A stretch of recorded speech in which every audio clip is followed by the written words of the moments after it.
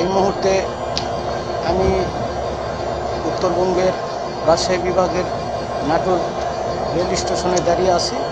আপনারা দেখছেন সেই নাটোর রেল স্টেশন থেকে আমি আপনাদেরকে নাটোর জেলা সম্পর্কে বিস্তারিত তথ্য জানাবো এবং এই সেই নাটোর, যে নাটোরে জীবনানন্দ দাশের কাল্পনিক চরিত্র বনলতা সেনের নাটক। বনলতা সেনকে খোঁজার উদ্দেশ্যেই আসলাম সেই নাটোরে। বন্ধুরা, আপনারা আমার চ্যানেলের সঙ্গে থাকুন, আমার ভিডিওগুলো দেখুন, অবশ্যই ভালো কিছু দেখতে পারবেন এবং ইতিহাস জানতে পারবেন। দর্শক, এখন যাচ্ছি সেই নাটোরের ঐতিহ্যবাহী ইতিহাসমণ্ডিত রানী ভবানীর ভবন দেখার জন্য। যেতে যেতে বলছি, দেখুন এই মুহূর্তে চলে আসলাম নাটোর রাজবাড়ি ভবনের সামনে। এখানে আপনারা যেটা দেখতে পাচ্ছেন, এটা মূলত এই রাজবাড়িতে ঢোকার কত টাকা টিকিট কাটতে হয় সেই লিস্ট। এটাই সেই পার্ক অফিস। এখান থেকেই আপনারা 20 টাকার বিনিময়ে টিকিট কেটে সেই রানীর রাজ্যে ঢুকতে পারবেন। দর্শক দেখছেন, এখন নাটোর রাজবাড়ি ভবন, যে গেটটি আমার পিছনে আপনারা দেখতে পাচ্ছেন, এটি সেই রানীর গেট বা রানী ভবানীর রাজবাড়ির গেট। এখন আমি আপনাদের সামনে কথা বলছি সেই রাজবাড়ির গেটের সামনে থেকে। দর্শক, এই মুহূর্তে আমি রাজবাড়ির ভিতরে প্রবেশ করব। আপনারা অবশ্যই আজকের ভিডিও দেখবেন। আগামীতে আরও 2টি পর্ব থাকবে। দর্শক, এই মুহূর্তে আমি ভিতরে প্রবেশ করলাম। সামনেই নাটোর রাজপ্রাসাদের বৈঠকখানা। দর্শক, আমি আপনাদের সামনে এই রানী ভবানীর রাজবাড়ির সম্পূর্ণ ইতিহাস তুলে ধরব 3টি পর্বে। অর্থাৎ আজকে আপনারা যে পর্বটি দেখছেন সেটি প্রথম পর্ব, আগামীতে থাকবে আরেকটি পর্ব, 3 নম্বর পর্বতে থাকবে আরও ব্যতিক্রম কিছু ভিডিও। দর্শক, এই মুহূর্তে আমি সেই রানী ভবানীর রাজপ্রাসাদের সামনে থেকে ভিডিও ধারণ করছি। আমার পিছনে যে বিল্ডিংটি আপনারা দেখতে পাচ্ছেন, এটি সেই রানী ভবানীর রাজপ্রাসাদ। যে মূল ফটক, রানী ভবানীর রাজপ্রাসাদের সামনে একটি বিশাল খেলার মাঠ, যে মাঠেই হয়তোবা একদিন সেই রাজা রানীরা খেলাধুলা করত বা তারা এই মাঠেই আড্ডা দিত।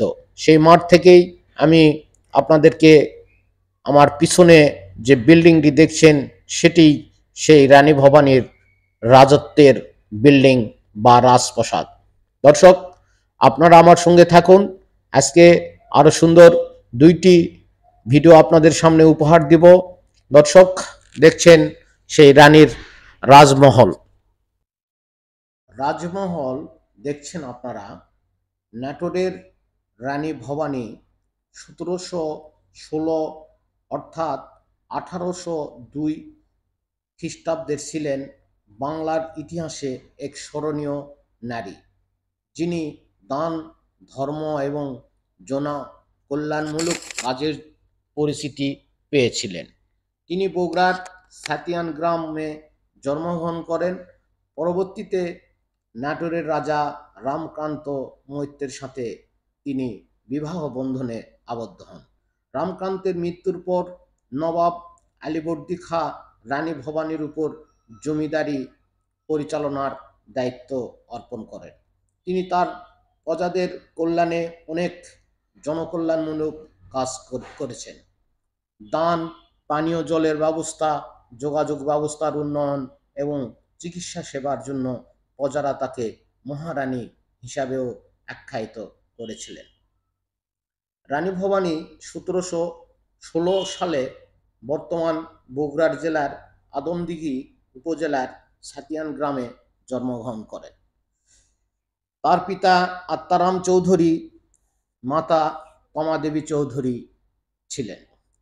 তিনি নাটোরের তৎকালীন জমিদার রাজা রামকান্তের সাথে বিবাহ বন্ধনে আবদ্ধ হন।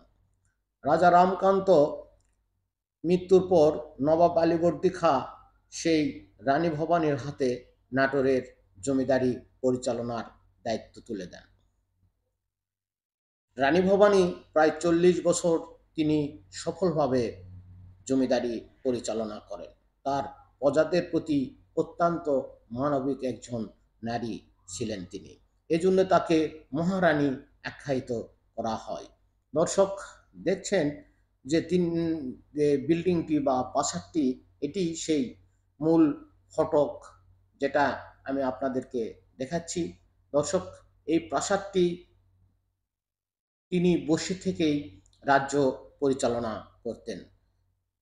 অর্ধবঙ্গেশ্বরী নামে পরিচিতি রানী ভবানীর জীবন ছিল অবিভক্ত বাংলার ইতিহাসে এক উল্লেখযোগ্য অধ্যায়। তার জনকল্যাণমূলক কাজ আর শাসনামলে প্রজাদের প্রতি দয়া ও মানবতার জন্য তিনি আজও স্মরণীয় হয়ে রয়েছেন।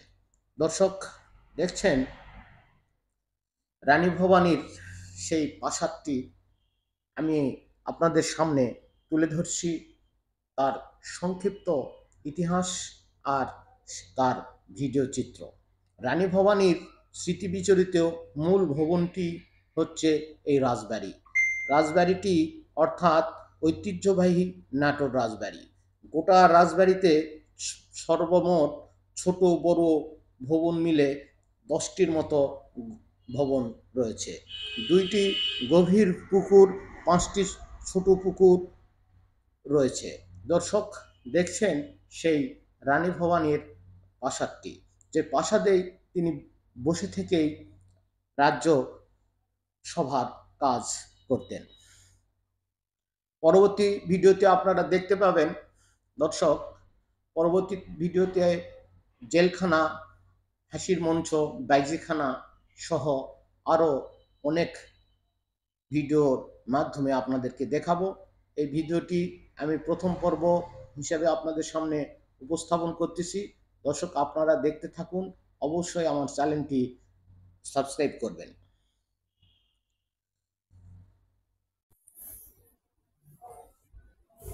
জলটৌকি, তারকেশ্বর, গোপীনাথ, আনন্দ ও মহাল নামে রাজবাড়ির ছোট পুকুরগুলির নামকরণ করা হয়েছে।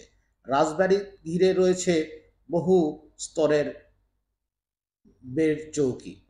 দর্শক, সেই পুকুরের শান বাঁধানো ঘাট দেখে যে কেউ মুগ্ধ হতে পারে।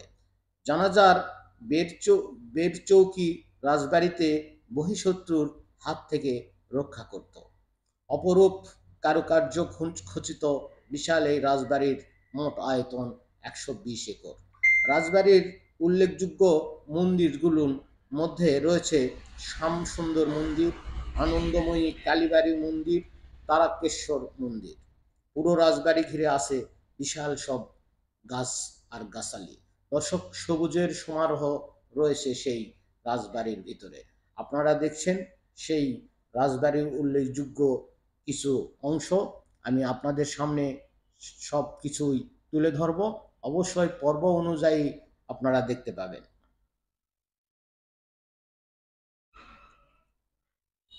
দর্শক, যে প্রাসাদটি আপনারা দেখছেন এটি সেই রাজবাড়ি, নাটোরের রানী ভবানীর বাড়ি। আমি আপনাদেরকে দেখাচ্ছি, দেখুন এই যে রাজবাড়ি, এটা পিছনের দিক, এদিক দিয়েই সেই রাজবাড়ির ছাদে ওঠা হয়, যেটা বর্তমানে বন্ধ রাখা হয়েছে। রাজবাড়ির একতলা ভবনটি, এই অংশের নাম ছোট তরফ। এটি 2টি তরফ হিসাবে রাজবাড়িতে রয়েছে, 2 ভাইয়ের 2 তরফ, অর্থাৎ ছোট তরফ আর বড় তরফ। এর ঠিক উল্টো দিকে রয়েছে বড় তরফ। যমজ প্রায় বড় তরফের সামনে রয়েছে বিশাল পরীক্ষা ও পুকুর। সামান্য দূরেই রানী মহলটিতে রানী ভবানী বাস করতেন। এখন রানী মহল আছে নামে মাত্র, শুধু সাইনবোর্ডে লেখা দেখে বোঝা যায় সেটাই রানী মহল। দর্শক দেখছেন সেই রাজবাড়ির বারান্দার কিছু অংশ। এরপরে আপনাদেরকে নিয়ে যাব সেই কাঙ্ক্ষিত রানী ভবানীর মহল দেখতে, যে মহলেই তিনি বাস করতেন। দর্শক, আপনারা অবশ্যই আমাদের সঙ্গে থাকুন। এই মুহূর্তে দেখতে পাচ্ছেন রানীমহল। এটাই শুধুমাত্র সাইনবোর্ডে লেখাই আছে রানীমহল। আসলে এখন রানীমহলের অস্তিত্ব বিলীনের পথে। আসলে আপনাদেরকে কি আর দেখাবো, আমি ভিডিওর মাধ্যমে যেটুকু সংগ্রহ করেছি আপনাদের সামনে উপস্থাপন করতেছি। এই যে লাল বিল্ডিংটি আপনারা প্রাসাদটি দেখতে পাচ্ছেন, মূলত এই প্রাসাদটি হচ্ছে রানীমহল, অর্থাৎ রানী ভবানী মহল।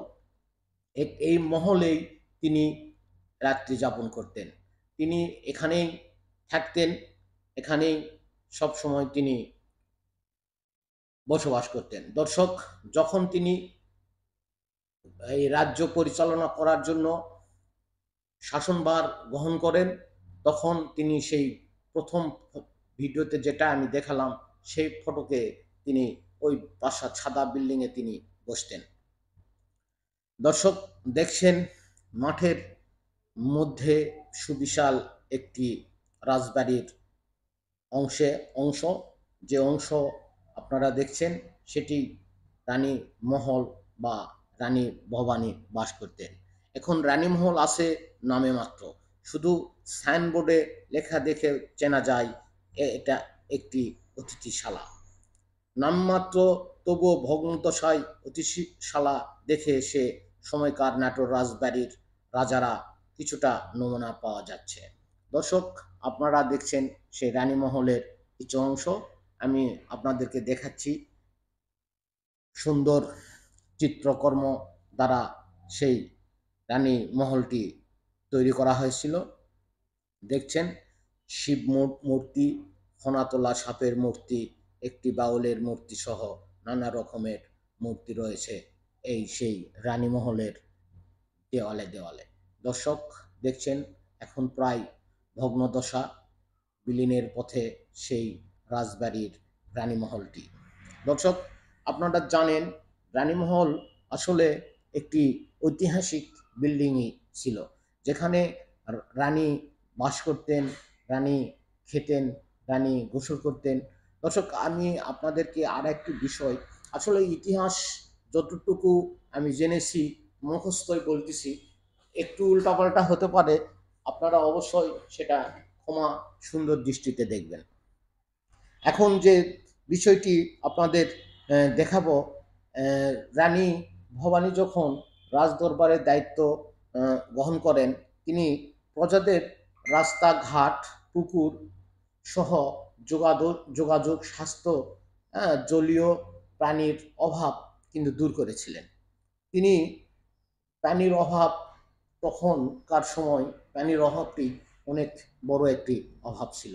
দর্শক, তিনি রানী হওয়ার পরেই সর্বপ্রথম প্রজাদের মধ্যে একটি যোগাযোগ ব্যবস্থা, এই যে আপনারা বর্তমান যে ঘাটটি দেখছেন এটি রানীর পুকুর ঘাট, অর্থাৎ এই রানী মহলের পিছনে বিশাল আকার যে পুকুরটি আপনারা দেখতে পাচ্ছেন, এই পুকুরের সাথেই সানবান্দায় যে ঘাটটি এখন ভিডিওতে দেখছেন, এটি ছিল রানীর পুকুর ঘাট।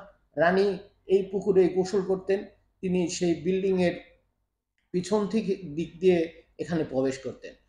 এই রানীর ঘাটেই তিনি গোসল করে এই যে রাস্তাটা আপনারা দেখছেন, এই রাস্তাতে তিনি মহলের ভিতরে প্রবেশ করতেন। দর্শক দেখুন কত সুন্দর স্বচ্ছ করে সেই রানীর ঘাটটি, সেই সময়ে আজ থেকে 400 বছর আগে আপনার এই ঘাটটি তৈরি করা হয়েছিল, যেখানে নাটোরের রানী ভবানী বাস করতেন। যে রানীমহল তার উল্টো দিকেই এই সেই বিশাল আকৃতির পুকুর। দর্শক, আপনাদের জন্যই সাধারণত আমি ভিডিওটি তুলে ধরছি। আপনারা দেখুন, রানী যখন গোসল করা শেষ হতেন, তিনি এই যে রাস্তাটি দেখছেন, এই রাস্তা দিয়েই তিনি ভিতরে মহলের ভিতরে প্রবেশ করতেন। দেখুন আজকে কি অবস্থা, যে অবস্থাটা আপনারা দেখলে আসলে নিজেকে একটি ইতিহাস বিলীন হয়ে যাচ্ছে, যেটা এখন পর্যন্ত সংস্কারের কোনো উদ্যোগ গ্রহণ করা হয়নি। সাধারণত এখানে কিন্তু আসলে এই বাড়িগুলোতে বা এই বিল্ডিংগুলোতে অনেকেই এখন এসে বসবাস করতেছেন, যা আমরা ধরে নিলাম। আসলে এই যে ভবনটি আপনারা দেখছেন, এই ভবনটি সাধারণত রানী ভবনের সখীর দালান বলা হয়। অর্থাৎ রানীর সঙ্গে যারা থাকতেন, রানীর কাজে যারা সহযোগিতা করতেন, রানীকে যারা সবসময় নিয়ে রাখতেন, কাছে রাখতেন, খাবারের আয়োজন করে দিতেন, যেসব সখী রানীর সঙ্গে থাকতেন, এটি হচ্ছে সেই সখীর বিল্ডিং। অর্থাৎ দেখুন, যে সাইনবোর্ডের কথা বলছিলাম, রানীমহল, এই রানীমহলে কর্তৃপক্ষ এই একটি সাইনবোর্ড দিয়ে তারা মনে করতেছে বিশাল কিছু। আসলে সাইনবোর্ড দিছে, কিন্তু যে একটি ইতিহাস, একটি বিল্ডিং, একটি ঐতিহ্য আপনার বিলীনের পথে, সে বিষয়ে তারা কোনো পদক্ষেপ নিচ্ছে না। দেখুন, তিনি জলাশয় নির্মাণ করেছেন, রাজরানী হিসাবে তিনি থেকেছেন। তিনি একসময় প্রজাদের দুঃখ কষ্ট সুন্দরভাবে সমাধান করেছেন। এই জন্য প্রজারা তাকে মহারানী উপাধি দিয়েছিলেন। দর্শক, কি আর বলবো, তিনি কুরুক্ষেত্র তলা নামেও একটি জলাশয় স্থাপন করেন। তিনি তারাপীঠ মন্দিরের সংস্কার করেন। হাওড়া থেকে কালী পর্যন্ত নির্মাণ করেছিলেন রানী ভবানী রোড, যা বেনারস রোড নামেও খ্যাত ছিল।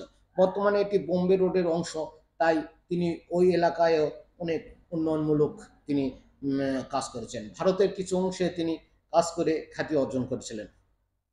বগুড়া শেরপুরে অবস্থিত কিছু অংশে তিনি কাজ করেছিলেন। মুর্শিদাবাদে তিনি কিছু কাজ করে ওই এলাকায় মহারানী হিসাবে তিনি আপনার করেছিলেন। দর্শক, দেখছেন সেই রানীমহলের কি একটা পরিত্যক্ত অবস্থা। মহারানী 1802 ইংরেজ শাসন আমলে বর্তমানে বাংলাদেশের নাটোরের জমিদারি ছিলেন। তার পিতা আত্মারাম চৌধুরী এবং মাতা কমাদেবী রানী চৌধুরী। দান, ধ্যান, শিক্ষা, পানীয় জলের অভাবের ব্যবস্থা, যোগাযোগের ব্যবস্থা উন্নয়ন, চিকিৎসা, ধর্মীয় কাজের স্বীকৃতি স্বরূপ তারা এই রানীকে মহারানী নামে আখ্যায়িত দিতেন। দর্শক, বগুড়া জেলার তৎকালীন আদমদিঘি উপজেলার সাতিয়ান গ্রামে তিনি জন্মগ্রহণ করেছিলেন। তিনি রামকান্তের সাথে, তিনি নাটোরের জমিদার তখন রামকান্ত, তার সাথে এই রানীর তখন বিবাহ বন্ধনে আবদ্ধ হন। তো শুধু তিনি রামকান্তের মৃত্যুর পরে তিনি 2 সন্তানের জননী ছিলেন। এক সন্তান মারা যাওয়ার পরে শুধুমাত্র একটি মেয়েকে তিনি বিবাহ বন্ধনে আবদ্ধ দেন। মেয়ের জামাইয়ের উপরেও তিনি বর্তমান শাসনভার দেওয়ার পরেও কিছুদিন যাওয়ার পরে মেয়ের জামাই যখন মারা যায়, আবারও রানীকে তখন এই রাজ্যের শাসনভার গ্রহণ করতে হয়। আপনারা দেখছেন সেই রানী ভবানীর বিল্ডিংগুলো। এরপরে আপনাদের সামনে আরও 2টি পর্ব আমি নিয়ে আসব। দর্শক, অবশ্যই আমার সঙ্গে আপনারা থাকবেন, আমার চ্যানেলটি সাবস্ক্রাইব করবেন, আর আমার ভিডিওগুলো কেমন হচ্ছে অবশ্যই আপনারা সেই বিষয়টি আমাকে কমেন্টের মাধ্যমে জানাবেন। আসলে আমি নতুন চ্যানেল করছি, বা নতুনের একটু অবশ্যই ভুল ত্রুটি হতে পারে। শুধু এ বিষয়ে আপনারা অবশ্যই ক্ষমা সুন্দর দৃষ্টিতে দেখবেন। দর্শক, আসলে কিছু কাজ করতে গেলে কিছু ভুল হবেই। রানীর শেষ জীবনে তখনকার নাটোর রাজ্যের অধীন ছিল পরিমাপ প্রায় 12,000 বর্গ মাইলেরও অধিক তিনি শাসন করতেন। 139 পরগনার 17,41,887 টাকায় নবাবের তিনি রাজ্যভার গ্রহণ করেন। রামকান্ত 18 বছর বয়সে রাজ্যভার গ্রহণ করেন। তার সময় 164 পরগনা নাটোর রাজ্যের অধিকারভুক্ত হয়। এজন্য ইংরেজ হুলহেল ধারণা করেছিলেন জমিতে এস্টেটের বার্ষিক খাজনা ছিল প্রায় 7 লক্ষ রুপি। দর্শক, আপনারা দেখছেন সেই রানী মহলের সাইটের আরেকটি বিল্ডিং, যেটা গার্ড বিল্ডিং, বা যারা এই অনার অফ গার্ড, অর্থাৎ যারা নৈশ প্রহরী বা যারা এখানে থাকতেন, তাদের এই বিল্ডিংটি। এটা আসলে কিসের মন্দির আপনি একটু যদি বলতেন? এটা হলো আমাদের নাটোর তারকেশ্বর, চিচি তারকেশ্বর শিব মন্দির। সেই রাজার আমল থেকে আছে, নতুন করে আবার সকল আমরা এখন পূজা পার্বণ এখানে করি এবং তাদের আরাধনা করি, যে আরাধনা করলে আমরা এই জগৎ সংসার থেকে মুক্তি লাভ করতে পারবো, যার কারণে আমরা তাকে রেসপেক্ট এবং শ্রদ্ধা ভক্তি করি। এটা হলো তারকেশ্বর শিব মন্দির। এটা কত দিন থেকে এখানে এই পুজো করা হয়? এ পুজো হয় মোটামুটি হলো 2010-27 বাংলার, তার মানে এটা 400-450 মানে 350-400 বছর আগেকার। সে এইভাবেই আছে। এখন বর্তমানে আমরা যেহেতু আছি, এই আমাদের প্রজন্ম যারা আছে এরা এখন পূজা পার্বণ করে। আমি আসি, মাঝে মাঝে মন্দিরে আসি, আসতে ভালো লাগে, ভক্তি শ্রদ্ধা করি এই। আর এর মাঝে আপনার সঙ্গে দেখা হলো, আপনি তো আমার সেই সাক্ষাৎকার নিচ্ছেন। আর সকল সনাতনীদেরকে সামনে শারদীয় দুর্গাপূজার উপলক্ষে অনেক অনেক শুভেচ্ছা, অভিনন্দন, এবং সকলকেই ধর্ম বর্ণ নির্বিশেষে সকল মানুষ আমরা সমান। কারণ হলো পৃথিবীর শ্রেষ্ঠ জীব হলো মানুষ। আর এই মানুষ হয়ে আর একটা মানুষ কিভাবে, আমি দেখছি বিভিন্ন জায়গাতে কিন্তু একটু প্রতিমা ভাঙচুরও হচ্ছে। আর এই ভাঙচুর নিয়ে আমার কিছু মতামত আছে, সেটা হলো এমন যে এই প্রতিমা তো আসলে কি ক্ষতি করবে? একটা মানুষের কোনো ক্ষতি করতে পারে কি? কিন্তু এই প্রতিমাকে আমরা যখন দেখি, তাদের সামনে যখন আসি, আমাদের রেসপেক্ট মানে মনোযোগ এমনভাবে নিবেশ করে যাতে করে আমরা আকৃষ্ট বেশি হই। কিন্তু এখানেও আঘাত করা হচ্ছে। তে এই যারা আঘাত করতেছেন, আমি তাদের কাছে বিনীতভাবে অনুরোধ করছি, আপনারা এই ধ্বংসলীলার থেকে নিজেকে দূরে সরিয়ে রাখুন। কারণ সৃষ্টির প্রকৃতি এমন একটা বস্তু যা প্রতিটা মানুষকে কর্ম করায়। আর আপনি ভাবেন না যে আমি এখানে ক্ষতি করলাম, কিন্তু হাজার হাজার ভক্তের মনের ভিতরে যে কষ্টগুলো অনুভূতি হয়, এই কষ্টের জায়গা থেকে দেখবেন আপনি অবশ্যই সাজা ভোগ করবেন। এখান থেকে মুক্তি কখনো সম্ভব না, কারণ মনের ভিতরের যে কষ্টগুলো আছে না, এই কষ্টগুলোর কারণে আমি আজকে এই মন্দিরে এসে বসছি। যে এমনটা কেন হবে? এই সংখ্যা কিন্তু বেশি না, সামান্য 2-1 জন সংখ্যা। এই সংখ্যাটা আমাদের প্রত্যেকেরই ক্ষতি করে, প্রতিটা ধর্মেকেই ক্ষতি করে। আর ধর্ম হলো, প্রতিটা ধর্মই আমাদের মানুষ তৈরি করে, সে যে ধর্মই করুক। আমি মনে করি প্রতিটা ধর্ম মানুষকে সঠিক পথটাকে অনুসরণ করার জন্য, যে পথে যদি আমি চলি তাহলে সেই পথটাকে আমি একজন মানুষ তৈরি হব। যেরকম হযরত মুহাম্মদ সাল্লাল্লাহু, উনি, আমি যেখানে বসে আছি আমার কোনো সমস্যা নেই, কারণ ওনারা হলো যোদ্ধার। ওনাদের সকল আমাদের মধ্যে রয়েছেন, লোকনাথ ব্রহ্মচারী রয়েছেন, বিভিন্ন সব মানে মানুষ রূপেই তারা হলো এই পৃথিবী থেকে অনেক কিছু আমাদের উপহার দিয়ে গেছেন। বাবা লোকনাথ কিন্তু কোনো ভেদাভেদ রাখেনি, উনি কিন্তু সবার মাঝে সমান করে রেখে দিয়েছেন। কিন্তু আমরা কিন্তু এই যে ভেদাভেদ তৈরি করেছি, করার কারণে আমরা আস্তে আস্তে দিনের দিনে আমরা নিজেরা অধঃপতনে যাচ্ছি।